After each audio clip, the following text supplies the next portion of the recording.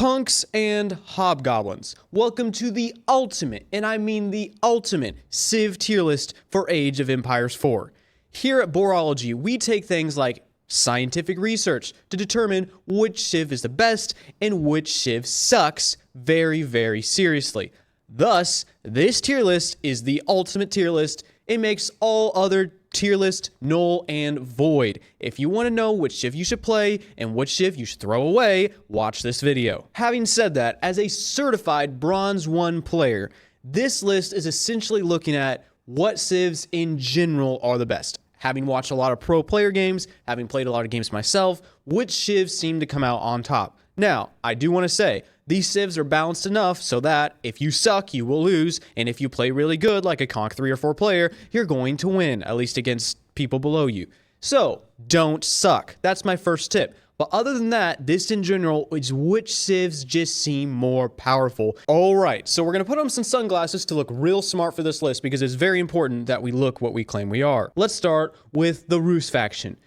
Honestly, I'm going to be totally honest with you. I think this faction is really overrated. Now, in team games, if you're able to get a massive amount of horse archers, awesome. But chances are, someone in the opposite team has a Mongol, Manga Daimas, and you're screwed anyway. So this Civ, overrated, but we're going to give it a solid B tier. If you're really good at pro scouting and defending that, cool.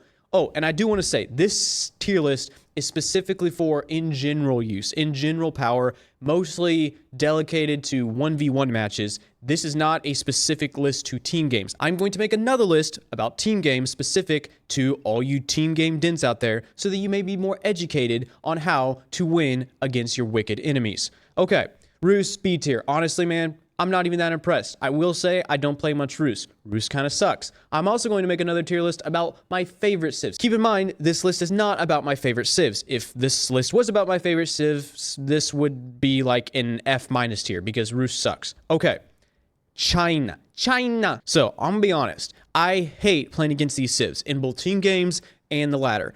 First of all, they can both be really flexible if played by good players. Both can go fast castle into mass knights. I'd say Juicy, honestly, in my opinion, is better at that. China, though, can just mass up TCs, especially in team games. So, again, this is not about team games. But, and then 1v1, they're just good. They can go pro scouting, they can go fast castle. Obviously, they could go mass Juganu rush, but hopefully you're not still losing to that unless you're just not scouting at all. But China, I mean, I know a lot of people are putting it like S tier.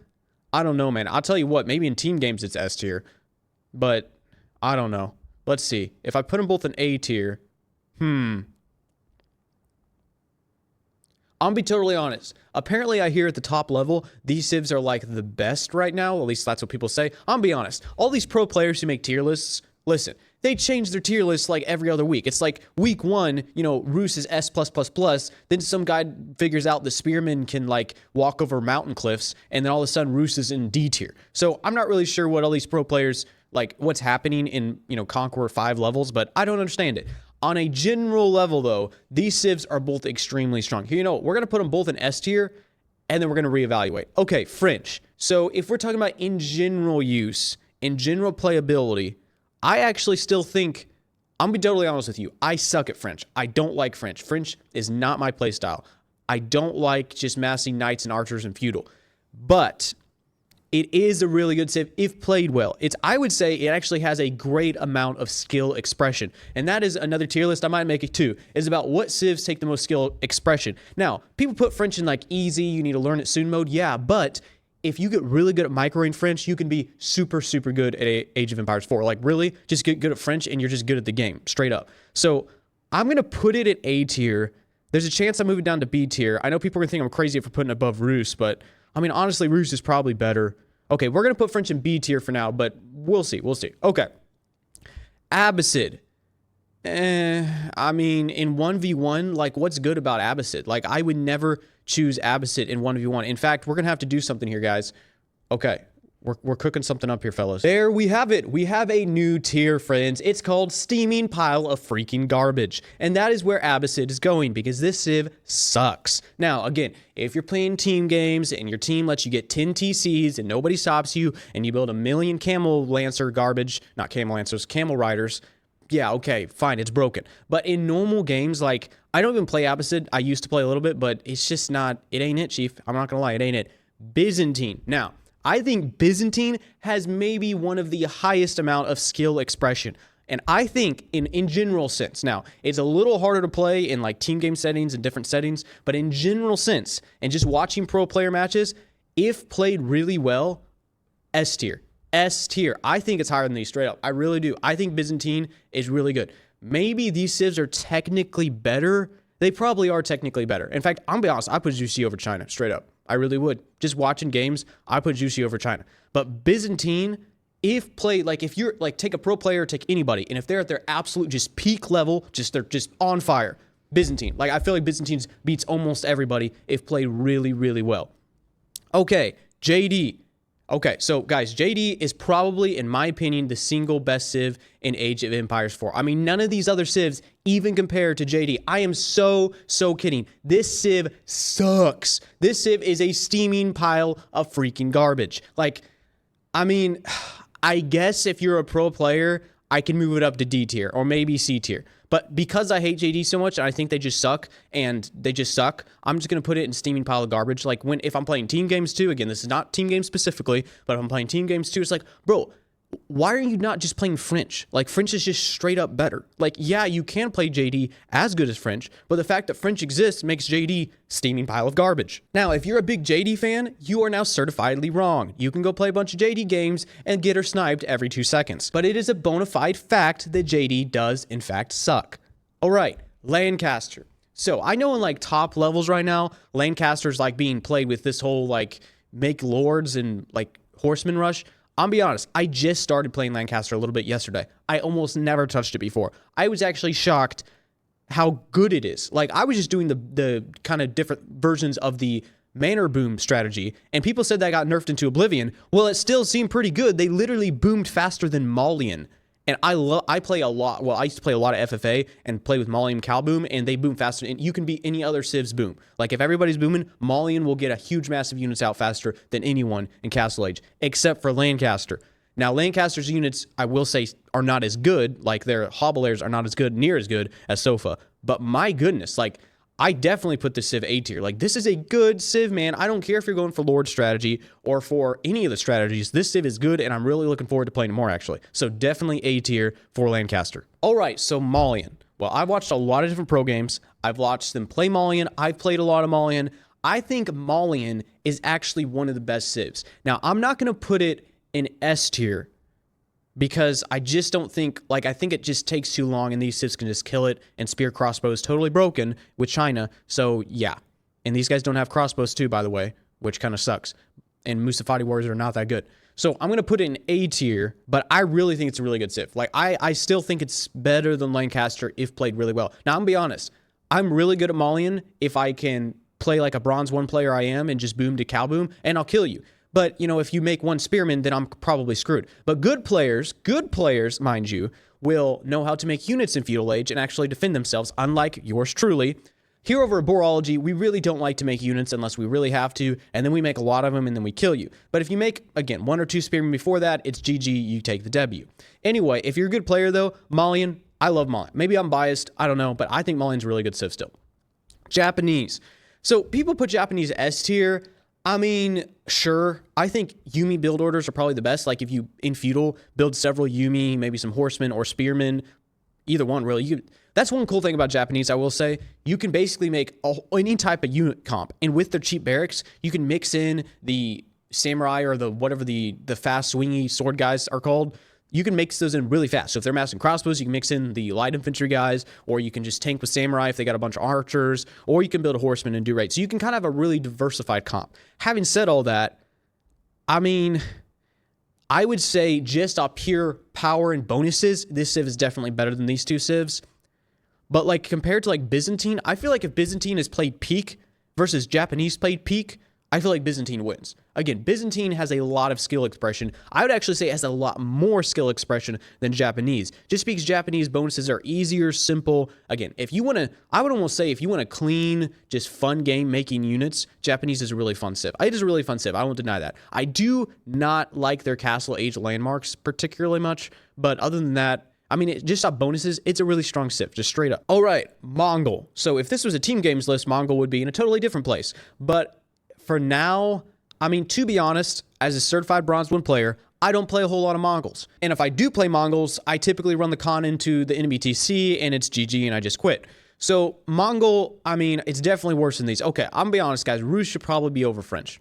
Okay, Rus is definitely over French. Okay, that was a mistake. I'm not gonna lie. That was a mistake. But I still think Rus is overrated. It's just straight up overrated. Okay, we're gonna put French under Rus, but Mongols definitely under French. I mean, I see some pro players play it well, but like in general, I'm gonna be honest, C tier, straight up garbage. Okay, Delhi. Now, I'm not making a tier list about my favorite civs, but if I was, I do enjoy Delhi. I actually really enjoy watching Delhi. Delhi is just really fun to watch. And I will say, if you do like the classic just mass archers build order with the Tower of Victory garbage, yeah, that's boring to watch to me. But if you do different versions of fighting a feudal in the Castle Age, like if you watch the player May, which is like really high in the ladder, this guy is a Delhi god, and he's just amazing to watch. But I am definitely going to put Delhi, like, I'm gonna be honest, I don't feel like they're better than these civs. But I feel like I feel like I see more games that they just do really good. Like Delhi's just good. They win a lot of games, and they win games against these other civs right here. So, yeah. I mean, I don't know. Maybe this one's higher than these. I don't know, man. You know what? Screw it. Whatever I put is fact. It's law. It's gospel truth. Take it. Deal with it. All right. Ayyubid. Now, I will be honest. I like Ayyubid. I like Ayyubid a lot. But I only play Ayyubid in team games. And that's because I feel like the strategy of massing Camel Lancers, and again, this is not a team games video, but if it was, I'd be talking about how good massing Camel Lancers are and how powerful that is in team games. In 1v1, I mean, like, I definitely like them better than Abbasid just because, yeah, I personally think, what are they called? Camel Riders? I think they're super overrated. Maybe I just suck at using them, but I think they overrated. Once you get to Imperial, okay, maybe they're good. But until then, I mean, they just die to archers like nobody's business, man. They just melt. For debuff and Cav, get 2 and then just go archers to horsemen. Honestly, that's my opinion, but sure, who knows? Again, this is from the view of a certified bronze player. So, Ayyubid team in general, I'm going to put a C tier. Okay, English. So, if I was making, again, a list about how much I enjoy these civs, English is like whatever's below steaming pile of garbage, because English sucks. I don't like playing English. But honestly, I don't feel like English is as bad as people say. Like, in general, if you play good, you at least aren't going to die. And there's a good chance you're going to have a chance of winning. Like, once you get to Imp, they're good. They're really good at defending in Castle. They can definitely survive in Feudal. You can get the King and do a lot of raiding. Or you can, I mean, I guess you can do Longbow Rush if you're Bronze 1 like me. But I mean, honestly, I think they're better than these other civs. Like, yeah, I really do. Like, maybe Mongols is above Ayyubid. Again, maybe if you're, I feel like Mongols has a lot of skill expression. So if you're really good with Mongols, I mean, if this was like Conqueror 5 specifically tier list, maybe Mongols would be like right here. But like in general, yeah, nah, that's how it's going. Okay, OOTD. I hate this civ. I never played this civ. I played this civ like twice in my life. But does it suck? Yes, it sucks. I don't even see people winning. I personally think it's better than these civs just because these civs suck. Okay, I'm going to be honest. JD is probably better than OOTD. It definitely is. But I'm going to leave it in steaming pile of garbage because there's French. Straight up. It's like, why do you play JD when you can play French? You know what I mean? So I'm going to keep it in steaming pile of garbage because it deserves to be there for shame. Shame on JD. Okay. Well, I mean, obviously, the boar is S tier. In fact, if there's an S++ tier, that's the boar. I have lost like 4 villagers to 1 boar one time.